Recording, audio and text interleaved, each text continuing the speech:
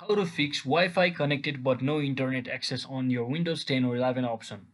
So hello guys, welcome back to my YouTube channel. If you're also facing such type of issue, then you are in the right video. So first thing, to solve that problem, what we can do is just searching for view networks connections on your search bar, and once you're inside here, just tap on your particular network and just right click on it and head over to its properties.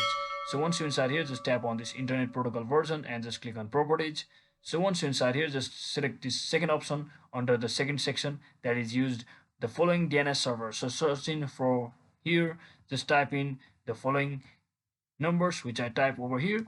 So for the preferred DNS, just type in 8888, and for alternate DNS server, just type in 88 and 4 and 4.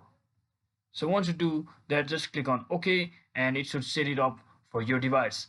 So if that doesn't fix your issue, then another thing what you can do is just head over to your search bar once again and just search in for device manager. So once you search in for device manager, you will land over here. So once you're inside here, just search in or locate your network option.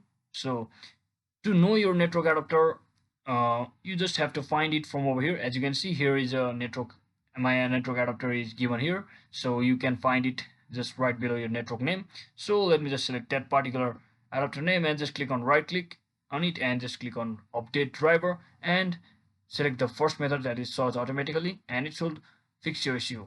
So if it's still not fixing your issue, then the last thing what you can do is just hit the Windows plus R button in the keyboard and just searching for CMD, or what you can also do is since we need to run CMD as an administrator, just searching for CMD and run it as an administrator. So once you run it as an administrator, just type in the following keyword over here. So once you type in the following keyword like this, it should fix. Hit the enter button over here and it should fix all of the issue regarding your network.